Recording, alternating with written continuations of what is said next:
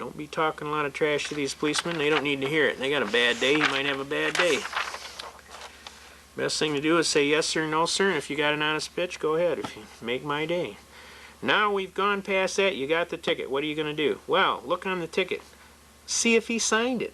A lot of times they don't sign it. Guess what? If he didn't sign it, there ain't no sworn complaint. How can you defend against a non-sworn complaint? A lot of times the cop doesn't sign the ticket. Look. Open your eyes. God gave you a set of eyes. Look. Yeah, this guy didn't sign it today. It says, under penalty of perjury, I attest and certify that this is a true and fact complaint. Well, what happens if you don't sign that? It ain't a complaint. Do you have to sign the ticket when the police officer pulls you over in that situation? Don't they make you sign the ticket? Sometimes they do. If you sign it, put UD 1-207 without prejudice. That's saying that you received the complaint. That's all that's saying. All right? So it's okay to do that then? Yeah, but put UD 1-207. It's not an admission of guilt. It just means that you received the complaint. Okay? If you don't sign it, he's going to take you to jail. I realize that it's unconstitutional. Unless you like jail food, I wouldn't do it. I'd sign the thing, UD 1-207 without prejudice. The signature doesn't do anything. Besides, you want a copy of the complaint anyway because you want to file a brief. Now, how are you going to file a brief if you don't know what the complaint is, right? Now, the next thing you know, you have to notify the court within the time period, and it's usually 10 days. One of their dirtiest tricks is you call in and you think you got it noticed, and guess what? They claim you didn't call in. And they go ahead and say you didn't show up. Then they find you guilty, and bingo, you're out of there. So I recommend you call them, tell them that you want a formal hearing, ask the name of the party you are speaking to. And who am I speaking to? So that you've got a name of somebody that works there to verify that you called. Then immediately or sooner, type up a little notice that says, I, state your full name, do hereby request a formal hearing. Put that in the mail, sent certified mail to them, or run down there and walk right in and get them to set up a hearing. Now, you want a formal hearing. Okay, now, 5 days before that hearing, you are required to serve your papers on opposing counsel. If you don't do it in a timely fashion, Michigan General Court Rule will sock it to you and you will not be able to enter your briefs. Now, sometimes you can get away with it the last minute handing it to them and they won't say nothing. But if they want to hammer you, they can use the 5-day court rule. I have used it effectively several times. Now, you look at what it says on the complaint, whatever it says MCLA, whatever you violated, and you go down and you go to the law library, you look up Michigan Miles Laws Act, you look up exactly what they say, and then you enter a defense. I neither admit nor deny, and I leave you to your strictest proofs in a competent court of original jurisdiction. But before we go that, depending on how you want to play, and there's several ways you can go. If you want to be the hardest nosed that you can be, you walk into court and don't send no paper. And as soon as they call a case, you, as expediently as possible, you move to the forum up there in the front, and you say in a loud and clear voice, "Ready, Your Honor." You state your full name. I'm giving my appearance before the court in propria persona, which means in your own proper person. In this state, it's pursuant to Article 1, Section 13. I've appointed myself my own attorney, and I'm ready to proceed with my administrative and procedural matters. And at this time, Your Honor, may it please the court, I'd motion for dismissal with prejudice, failure to state a cause of action for which relief can be granted. And all of a sudden, the cop will go. Especially if you wear a army jacket and you look like you're 3 sheets in the wind. The cop will lean back and go, "Oh crap, we're going to get sued." I didn't know the guy was a lawyer. And then he'll start talking to the prosecutor, and the prosecutor will go, "Turkey, you brought me one of them kind. I'm going to get killed, and you're going to sit here and pay for it, I promise you." And then what happens is, out of your mouth, you tell the judge in the most clearest and expedient language, "Your Honor, may it please the court, is this a court of law or is this a court of equity?" He will immediately sound off with, "There's no equity here," just like he got hit in the knee with a hammer and his leg jumped. And just that fast. It'll happen that fast. Because he thinks there's no lawsuit here, therefore there's no equity. See, the judges don't even understand what happened with this shift from 1963 where they moved these courts together.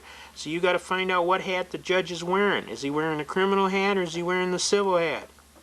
So you have a right to ask. You say, Judge, this is a court of law, this is a court of equity. He goes, there's no equity here. Now, we just did this in a beautiful case.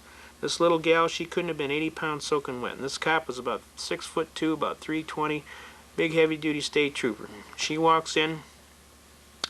Your Honor, I am representing myself as my own counsel. I would like to proceed with my administrative and procedural matters. But before we go, I have a declaratory ruling, sir.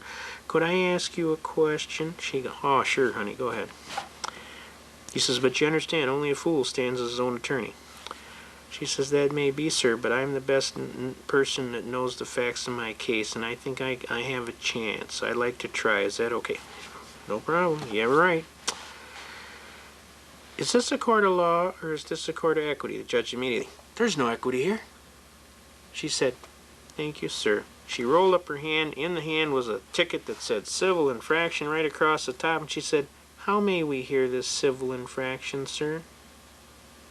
The judge did a Homer Simpson. He goes, so that's where you're going with this, huh?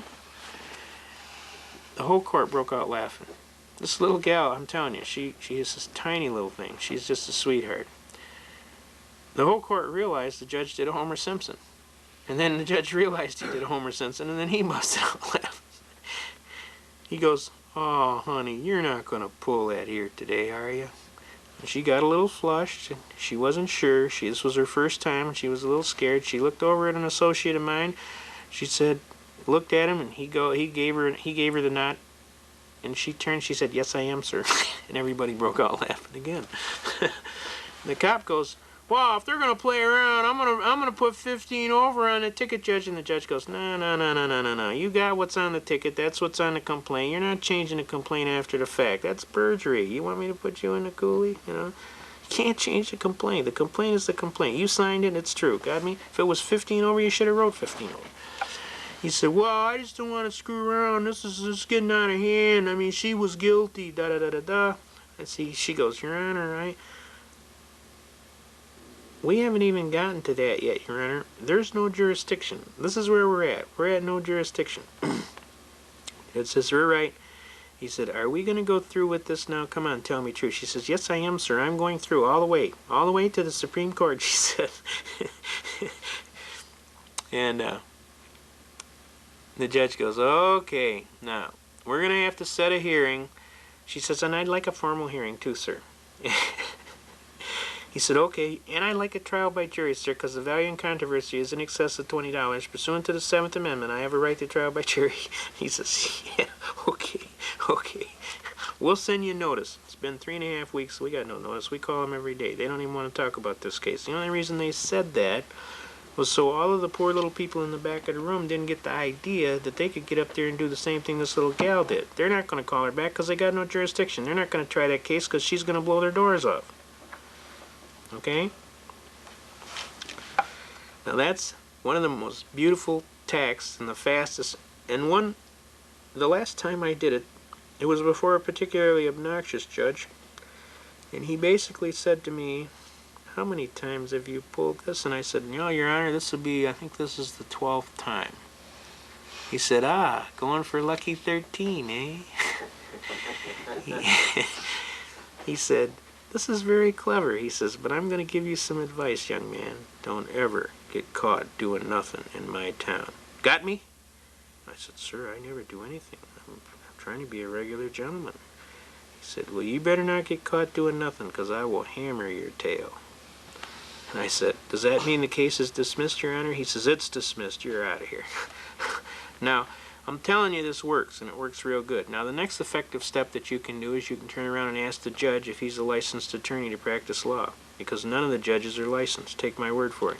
Michigan Constitution says under the Adjudicature Act that they are required by law to have a license, that they are required to be licensed by the state of Michigan. The state of Michigan does not license attorneys. The Bar Association licenses them. They give them a P number and a card that says, yeah, you're a member of the Bar Association. But if you call up the Bar Association, they will tell you they don't give nobody a license.